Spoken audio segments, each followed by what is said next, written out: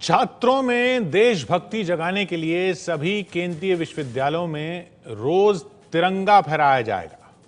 शिक्षा मंत्री स्मृति ईरानी के साथ हुई वाइस चांसलर्स कॉन्फ्रेंस में यह फैसला हुआ। इस पर सवाल भी उठने लगे हैं क्योंकि जो माहौल है उसमें इसको जेएनयू विवाद से जोड़कर देखा जा रहा है। देश के सभी विश्वविद्यालयों में अब ऐसा ही तिरंगा लहराएगा। ये फैसला दिल्ली में उस बैठक में हुआ जहां विश्वविद्यालयों के वीसी इकट्ठा हुए थे। बैठक में केंद्रीय शिक्षा मंत्री स्मृति ईरानी की मौजूदगी में ये फैसला हुआ।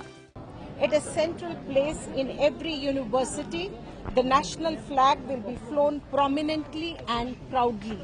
वाइस चांसलर कॉन्फ्रेंस में शिक्षा मंत्री स्मृति ईरानी की मौजूदगी में ये बड़ा फैसला लिया गया है कि देश की जितनी केंद्रीय यूनिवर्सिटीज हैं, सेंट्रल यूनिवर्सिटीज हैं, वहां तिरंगा फहराना जरूरी कर दिया गया है। 207 फीट ऊंचा तिरंगा जो अब हर केंद्रीय विश्वविद्यालय में फहराया जाएगा। स्मृति ईरानी शिक्षा मंत्री की मौजूदगी में वाइस चांसलर्स कॉन्फ्रेंस में ये फैसला लिया गया है।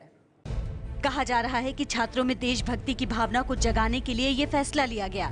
इस फैसले को जेएनयू में राष्ट्र विरोधी नारों की घटना से जोड़कर देखा जा रहा है, लेकिन विपक्ष इस पर सवाल उठा रहा है। At the headquarters, which Smriti Irani and her companions in the cabinet believe at their headquarters, Nagpur headquarters, the national flag was never ever hoisted until maybe a decade or so ago. Therefore, Smriti Irani needs to be reminded of the national flag.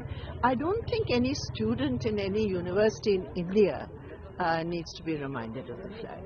तिरंगे का सम्मान करने का प्रस्ताव एक ऐसी सरकार के वक्त आता है जिसके राष्ट्रीय स्वयंसेवक संघ ने 50 साल तक तिरंगे को अपना झंडा नहीं माना था, तो मुझे अच्छा लगता है कि चलो इन्हें तिरंगा अच्छा लगने लगा है।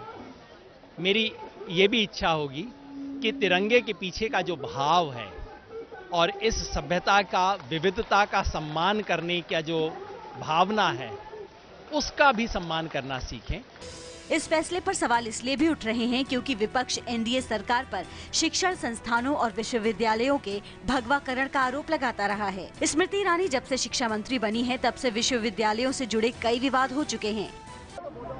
जेएनयू की घटना से पहले हैदराबाद यूनिवर्सिटी में दलित छात्र रोहित वेमुला की खुदकुशी के मामले में स्मृति ईरानी पर यह आरोप लगा था कि उनके मंत्रालय के दबाव के बाद ही विश्वविद्यालय ने उन छात्रों पर कार्रवाई की जिन पर एबीवीपी के छात्र नेता को पीटने का आरोप था।